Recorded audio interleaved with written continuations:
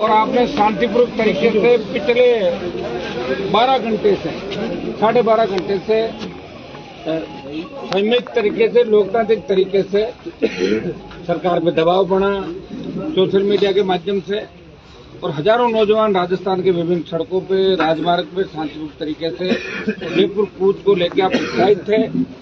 और हमारा मुख्य मुद्दा था रिया के अंदर जो अवैध बजरी निकल रही है, बजरी माफिया के खिलाफ जो आंदोलन हम कर रहे हैं, बजरी माफिया के खिलाफ सर्वे करा के इलीगल माइनिंग को रोका जाए। दूसरा, एसडीएम के खिलाफ कठोर कार्रवाई, माइनिंग अधिकारियों के खिलाफ कार्रवाई। और 12-15 जो बिंदु थे हमारे, कई मेड़ता रिया के गांवों का मामला हो जो छूट गए थे गाँव आपदा चंद, और फसल बीमा का चाहे मामला था, तो दूसरे हमारे मामले थे रेलवे ट्रैक जो रेलवे लाइन है रास मेड़ता और पुष्कर मेड़ता, इसमें विशेष मुआवजा विशेष पैकेज मिले। इन सब मुद्दों को लेके उस समय कहीं कहीं कम्युनिकेशन गैप रहा और बीच में बात नहीं हो पाई और हम कुछ कहने के निकले। उसके बाद कलेक्टर साहब का टेलीफोन आया कि भाई एक बार हमारे जिले की सीमा के अंदर बात करेंगे, और बात वाजिब भी है कि अपन अजमेर जयपुर जाके बात करते तो वही बात थी। तो आप सब ने पिछले 8 बजे में आ गए थे और 9 घंटे तक मजबूती से आप लोग डटे रहे, खड़े रहे।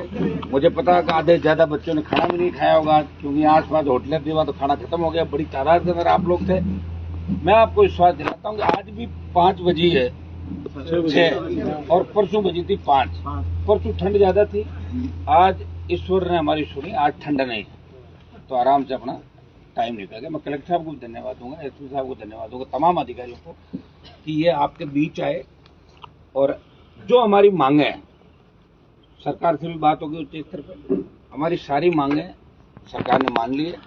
और कलेक्टर साहब और एसपी साहब जो पुलिस से संबंधित है वो एसपी साहब उनका करेंगे, और जो बाकी संबंधित है वो आज लेटर भी जारी कर दिए, कुछ लेटर कल लिख देंगे। और परसों सुबह से सर्वे की टीमें रिया के अंदर आ जाएगी, चौकियां लग जाएगी, कैमरे लग जाएंगे, और दोबारा बजरी के मामले को लगे मुझे नहीं लगता कि हमें आंदोलन की आवश्यकता पड़ेगी। बहुत बड़ी जीत आप लोगों के संघर्ष से हुई है और बजरी माफिया के ऊपर लगाम राजस्थान में लगेगी। मुझे याद है 18-23 के अंदर भी 12 आंदोलन बजरी माफिया के खिलाफ हमने किए, और हमारी एफआईआर भी ईडी सीबीआई राजस्थान के अंदर आई थी, भीलवाड़ा की एफआईआर।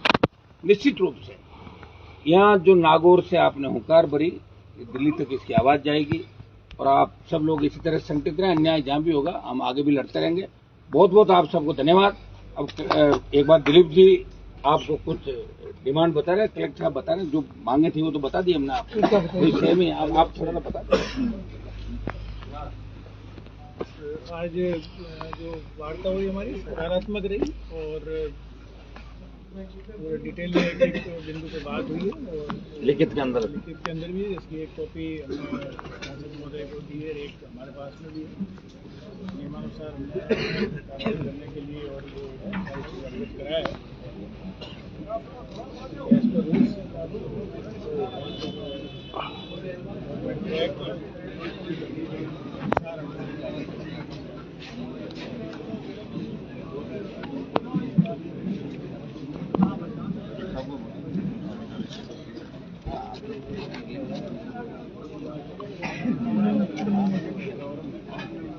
एक मिनट, जो इशू थे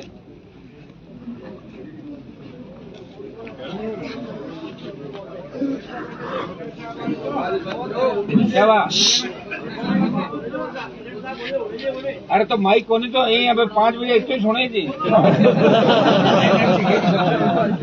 भाई साहब जी आवाज है को नहीं थोड़ा मैंने बोल दिया ना।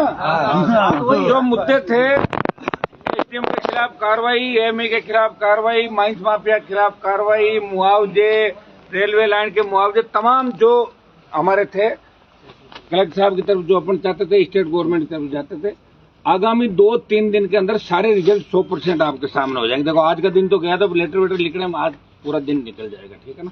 तो आपकी मैं मान लूं कि 90% जीत होगी, 100% ये मांग 90% लिखित में हमने ले लिया सारा। 100% जब हो जाएगी, जब 100% हो जाएगी, आज 90 हो गई है, ठीक है ना। उदास क्यों, अब क्या हो गया बताओ।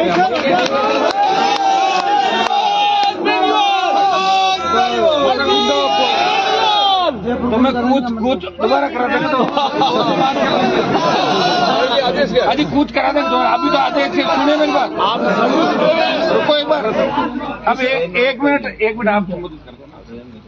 एक मिनट ऐसा बता रहे हैं जो वार्ता हुई है जिसमें प्रतिनिधि मंडल और प्रशासनिक अधिकारी, पुलिस अधिकारी सभी उपस्थित रहे। मुख्य रूप से अवैध खनन संबंधी जो मामला था, जिला पुलिस की तरफ से मैं सभी को आश्वस्त करना चाहूँगा कि अवैध खनन के प्रति जीरो टॉलरेंस की नीति है और इसी नीति के तहत आगे आने वाले समय में कार्य किया जाएगा। धन्यवाद। अब सब लोग है ना, सारा लिखित में हमने क्या हो गया।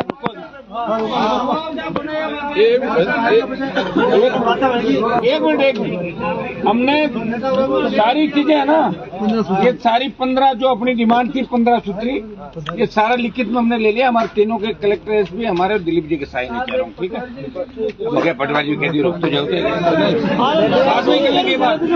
अब सब लोग सुनिए मेरी बात।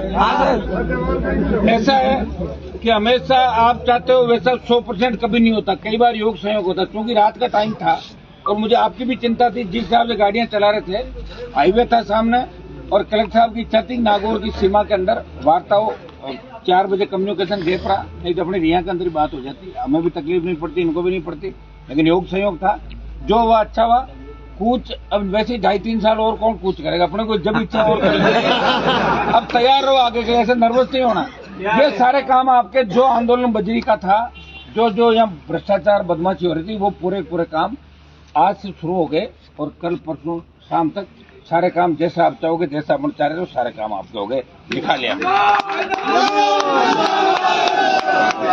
और रुकिए, अब धीरे धीरे गाड़ी चलाते हुए, समझ गए ना, क्योंकि आज भी एक गाड़ी अपनी यहाँ टोल पे कोई डंपर वाला ले गया था, ईश्वरी कृपा वही नहीं। परसों भी आते हुए तो तेजाजी महाराज की कृपा तो है ही, लेकिन थोड़ा अपने को भी ध्यान रखना पड़ेगा।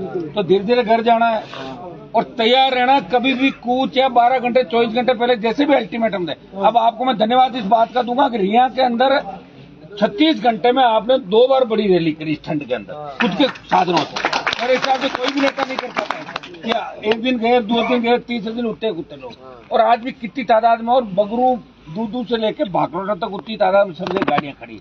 इसलिए आज सब लोग जो सुन रहे हैं मुझे राजस्थान के, उसका मैं धन्यवाद दूंगा कि उन्होंने सोशल मीडिया मुझे ताकत दी, मेरे लिए गांव से उठ के जयपुर की ओर कूच किया। उन सबको मैं हाथ जोड़ कहना चाहता हूँ, एक बार अपने घनत्व पे गाँव लौटे, अपने घर लौटे और दोबारा हम फिर मुलाकात करेंगे। आगामी आंदोलन जब भी अपना होगा, सरकार में जहाँ भी अन्याय होगा वहाँ अपन चलेंगे और जवान किसान के हितों पे कभी भी कुठाराघात नहीं होने देंगे। सब लोग आराम से पधारें, जयकारे लगा दें। तेजाजी महाराज की जय, रामसा पीर की जय, बजरंग बली की जय। अब सारे लोग जाएंगे।